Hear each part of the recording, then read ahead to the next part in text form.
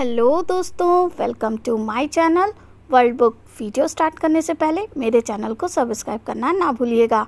दोस्तों, आज हम जिस बुक के बारे में बात करने जा रहे हैं उस बुक का नाम है अनफक योरसेल्फ, जिसको लिखा है गैरी जॉन बिशप ने। दोस्तों, अगर आपकी लाइफ एक बोरियत से भरे ढर्रे पर चल रही है और आप कुछ नया करना चाहते हैं तो ये किताब आपके लिए है। इसे पढ़कर आप जानेंगे कि कैसे आप भी नई स्किल्स सीख सकते हैं और लाइफ में कुछ बड़ा कर सकते हैं।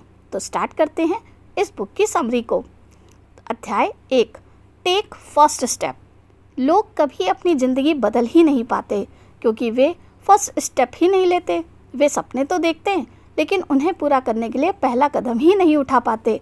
अधिकतर लोगों को लगता है कि उनमें लाइफ को चेंज करने के लिए ज़रूरी स्किल्स नहीं हैं, लेकिन अगर आपके पास कोई स्किल नहीं भी है तो आप उसे सीखना शुरू कर सकते हैं। उसके लिए पहला कदम उठाएं। मान लीजिए आप कोई YouTube चैनल स्टार्ट करना चाहते हैं लेकिन आपको उसके बारे में कुछ भी नहीं पता है, तो आप पहला कदम उठाएं और YouTube के बारे में सीखना शुरू करें। आपको इंटरनेट पर बहुत से रिसोर्सेज मिल जाएंगे जिनकी मदद से आप फ्री में YouTube चैनल बनाना सीख सकते हैं। इसी तरह आप अपनी मनपसंद कोई भी स्किल सीख सकते हैं और अपनी लाइफ को बदल सकते हैं। अध्याय 2, रिफ्यूज़ टू लूज़। कभी भी हार ना माने। अगर आप शुरू में ही खुद से बोल देंगे कि मैं हार नहीं मानूंगा तो आपका ब्रेन इसके लिए प्रेरित हो जाएगा और आपको जीत की तरफ ले जाएगा। इसके लिए सबसे पहले आपको अपने गोल या प्रोजेक्ट को छोटे भागों में बांट लेना चाहिए और प्रतिदिन कुछ एक्शन ज़रूर लेना चाहिए। अगर मुश्किलें आती भी हैं तो आपको उन्हें धीरे धीरे सुलझाना चाहिए। इसमें टाइम लग सकता है, इसलिए हड़बड़ी ना करें, बल्कि ठंडे दिमाग से डेली थोड़ा ही सही कुछ काम जरूर करें जो आपको आगे की दिशा में ही बढ़ाएगा। जैसे YouTube में भी आप धीरे धीरे आगे बढ़ें। पहले चैनल बनाना सीखें, फिर अपने उसको कैसे वायरल करना है उसके बारे में सीखें इत्यादि। सब कुछ एक साथ ना करने लग जाए, इससे आप हड़बड़ा जाएंगे और छोड़कर भाग जाएंगे। साथ ही खुद को दूसरे से कंपेयर ना करें, दूसरे की सिचुएशन अलग हो सकती है। अध्याय 3, थिंक डिफरेंटली अबाउट प्रॉब्लम्स।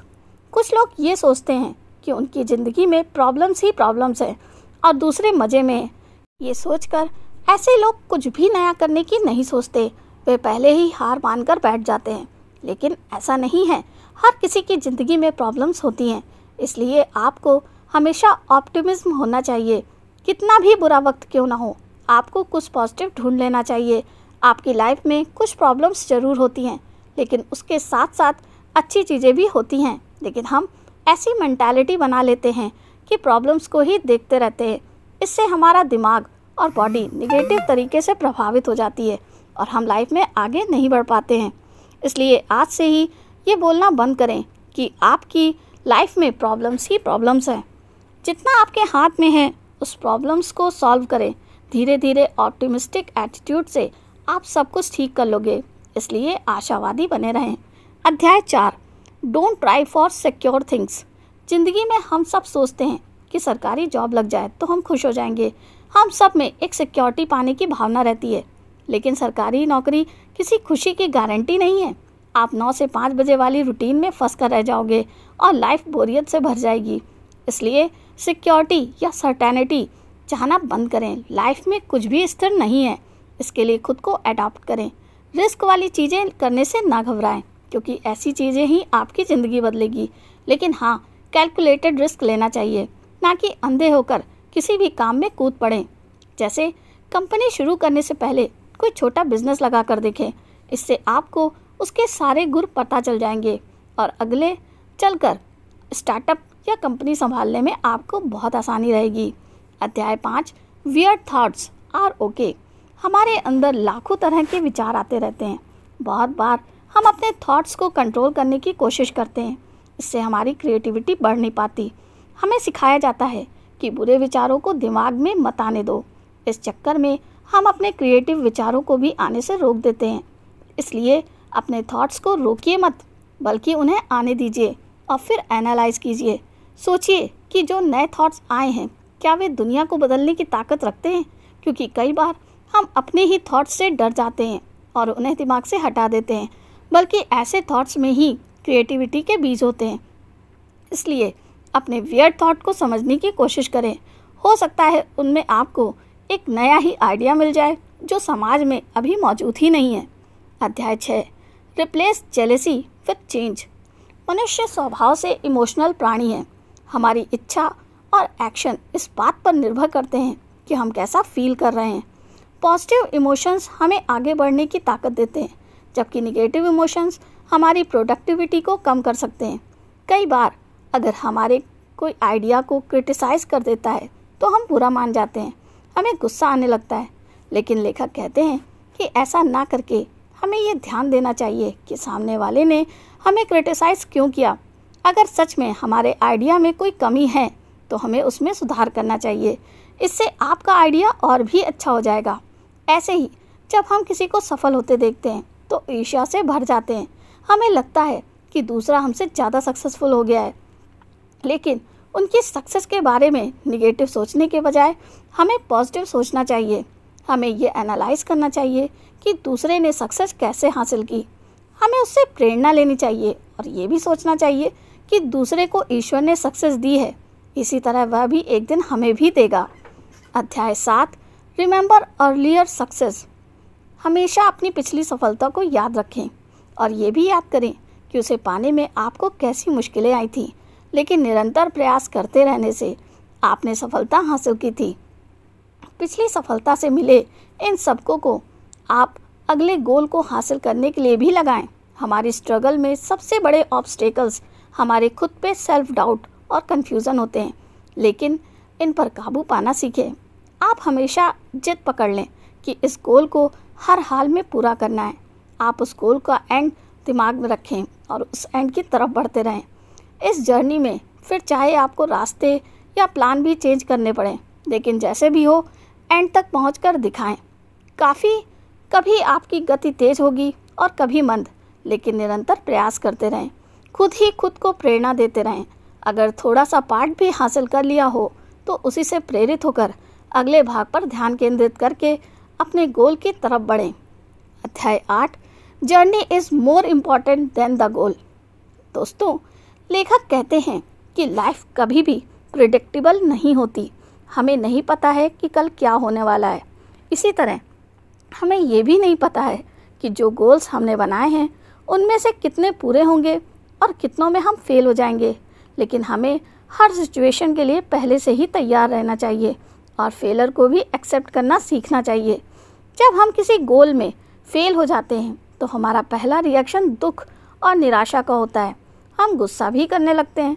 कुछ भी लोग होते हैं जो फेल होने पर मुस्कुरा सकते हैं। हम सबको ऐसा ही स्टेट ऑफ माइंड में पहुंचना चाहिए। हमें समझना चाहिए कि सब कुछ हमारे प्लान के मुताबिक कभी भी नहीं होगा। इसलिए अगर हम कुछ गोल्स में फेल हो जाते हैं तो हमें दूसरे गोल्स पर फोकस कर लेना चाहिए और निरंतर आगे बढ़ते रहना चाहिए। हमें समझना चाहिए कि फेलर पर रोने धोने से क्या हालात अच्छे हो जाएंगे? कभी भी नहीं। टाइम आगे ही बढ़ता रहेगा। वह हमारा रोना देखने के लिए नहीं रुकेगा। बस हमें टाइम के साथ आगे बढ़ते रहना सीखना चाहिए। दिल में दुख और निराशा भर लेने से हम स्ट्रेस और डिप्रेशन में डूब जाते हैं। इससे ज़िंदगी की खुशियाँ भी दूर हो जाती हैं। इसलिए हमेशा नए गोल बनाकर उन पर काम करते रहना चाहिए। अध्याय 9, डोंट ब्लेम अदर्स। अपनी गलतियों की जिम्मेवारी लेना सीखें। ज़्यादातर लोग फेलर का ब्लेम दूसरों पर डाल देते हैं और ऐसा 2 कारणों से होता है। पहला, हम खुद को परफेक्ट मान बैठते हैं, जबकि ऐसा नहीं है। गलती किसी से भी और किसी भी एज में हो सकती है। दूसरा, हम सोचते हैं कि गलती मानने से और उसकी जिम्मेवारी अपने सिर पर लेने से हम छोटे हो जाएंगे। इन 2 कारणों की वजह से लोग गलती करने से बचना चाहते हैं और गलती से बचने के लिए वे कोई नया काम करने का रिस्क ही नहीं लेना चाहते। इसलिए उनकी लाइफ में कभी ग्रोथ ही नहीं होती।